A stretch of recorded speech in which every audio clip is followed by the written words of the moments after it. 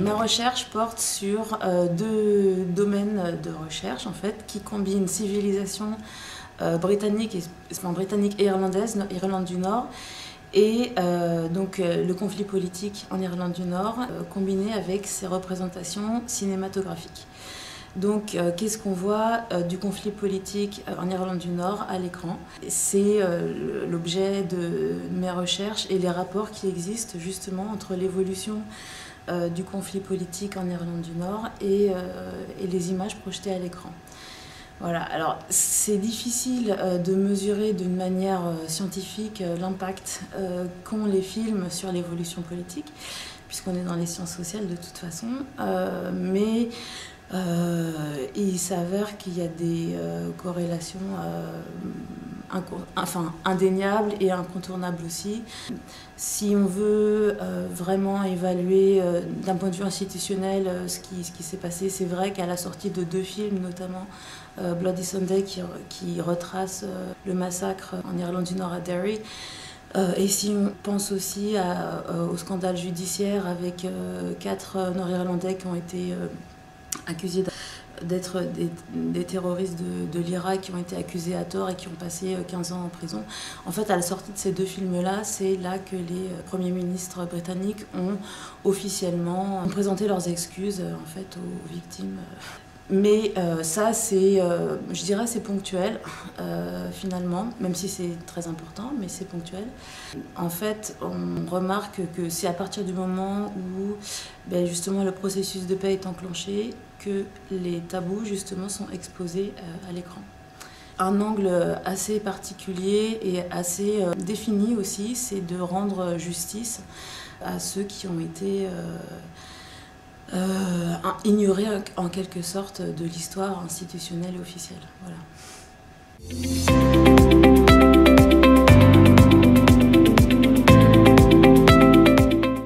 Alors, l'axe 2, identité, engagement et genre, c'est effectivement deux problématiques en fait très concrètes sur les identités et sur le genre, puisque les identités en Irlande du Nord, c'est protestant, catholique, et on se rend compte qu'à l'écran, le conflit est représenté, les images dominantes sont celles de la communauté catholique. Alors ça s'explique aussi, puisque quand on parle de rendre justice à une population qui a été discriminée d'une façon légale, puisque la domination était unioniste.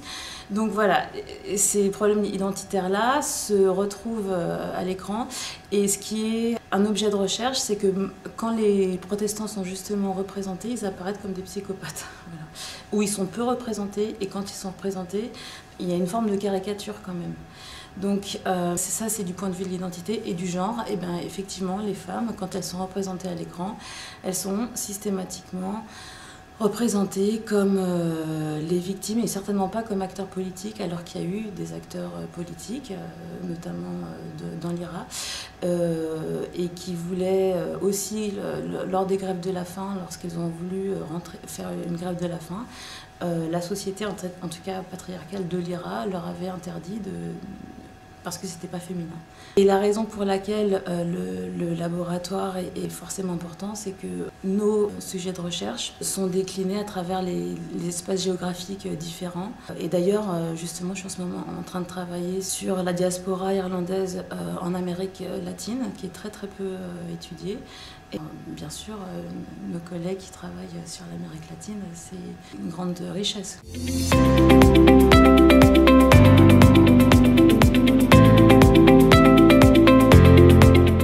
Alors, est-ce qu'on peut regarder tout? On ne peut pas. dans la mesure où effectivement les représentations de la communauté catholique sont dominantes. Quand on veut regarder du côté protestant et unioniste, on a des caricatures qui réduisent les images des protestants et des unionistes à des psychopathes. En fait, c'est vraiment dans l'hybridité. On rentre dans le film d'horreur aussi. Alors, il n'y a eu que deux comédies au niveau du genre sur les troubles. On peut comprendre pourquoi. Mais malgré tout, le principe de la comédie, c'est de remettre en question les tabous d'une société. Et alors, forcément, l'Irlande du Nord, il y en a énormément. Et le film qui s'appelle An Everlasting Peace, qui justement remet en question au même niveau et se moque ouvertement, fait des parodies sur les deux camps terroristes du côté de l'IRA et de l'UDA et de l'UVF. Ce film-là a en réalité subi une censure commerciale. L'origine, le scénariste, c'était Brian McAvoy, voilà. Qui est nord-irlandais de Belfast, qui a dû vivre aux États-Unis pour sortir de la violence politique et sectaire. Il avait proposé son scénario à Spielberg, qui avait refusé d'être le réalisateur du film parce qu'il venait d'être récompensé par la reine juste avant pour sa série sur les soldats britanniques, et il considérait, Spielberg, que l'image des soldats britanniques dans le film se moquait des soldats britanniques, donc il ne voulait pas offusquer la reine. Donc il a refusé.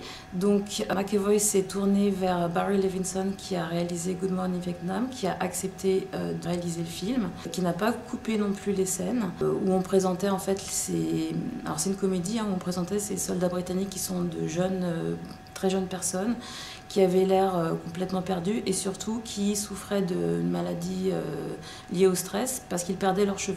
Parfois, effectivement, il y a des portraits où on ressemble à des petits poussins qui sortent de leurs coquilles.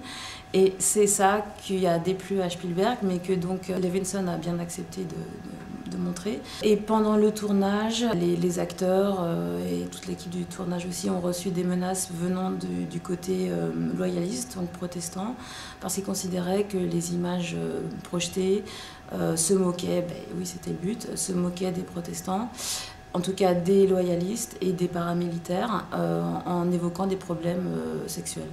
Voilà, donc on ne peut pas tout voir puisqu'il y a finalement le cinéma c'était par lui-même. Et effectivement ce film il a subi une censure commerciale parce qu'il devait être projeté pendant un mois sur une centaine d'écrans aux États-Unis, et finalement il a été projeté qu'une semaine sur une dizaine d'écrans.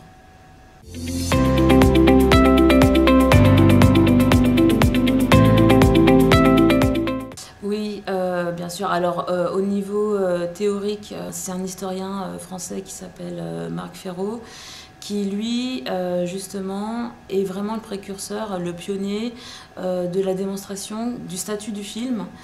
Alors lui, carrément, il démontre que le film est source historique. Et effectivement, ma démarche de recherche et d'analyse, c'est de confronter trois types de discours: le discours institutionnel officiel, le discours histoire-mémoire et le discours fiction. Et en fait, l'idée, c'est pas d'établir une hiérarchie, mais de confronter ces trois types de discours pour accéder à une vérité historique expérimentale. Donc forcément, par exemple, l'histoire-mémoire, si on écoute un soldat anonyme, il ne va pas dire la même chose si je prends la Seconde Guerre mondiale que Churchill, et l'histoire-fiction a de facto un point de vue.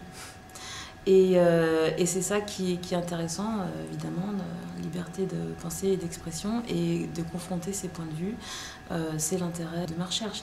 Et notamment, je pense tout de suite à Bloody Sunday. Effectivement, quand il est sorti en 2002, c'était pour commémorer le 30e anniversaire du massacre. Les conclusions du second rapport n'étaient pas encore publiées. Le premier rapport, Witcher Report, les conclusions de ce rapport disaient que les victimes en fait, avaient commencé à tirer sur les soldats, et ce que les associations ont toujours dénoncé comme faux.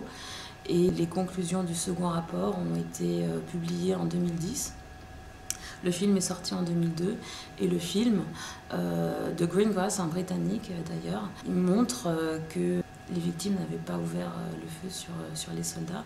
Mais c'est pas un film qui est manichéen non plus, c'est un film qui a eu le courage de regrouper les familles des victimes qui sont mortes ce jour-là, et qui ont accepté de jouer aussi avec des anciens militaires qui avaient servi en Irlande du Nord. Là, on a quelque chose de complet avec histoire-mémoire, histoire-fiction et confrontation avec le discours officiel. Voilà.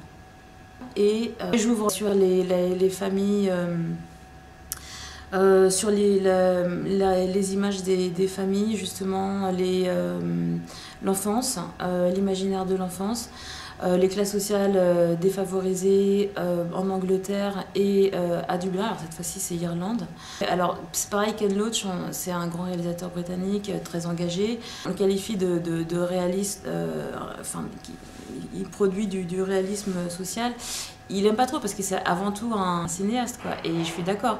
Alors après, il y a des films qui sont plus ou moins engagés politiquement, mais je pense à un film Kess, justement, où il montre, mais par l'image, que justement l'enfant peut s'émanciper du déterminisme social. C'est pas parce qu'il est issu d'une classe sociale hyper défavorisée qu'il est comme tout le monde d'ailleurs.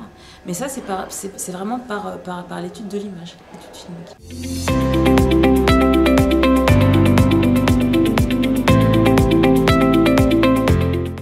Alors, les difficultés que je rencontre dans mon travail sont liées justement au fait que mes deux objets d'étude, c'est civilisation et cinéma.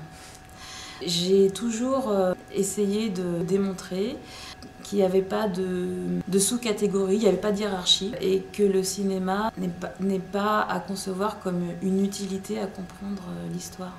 C'est une création artistique indépendante. Alors bien sûr, avec toutes ses limites aussi.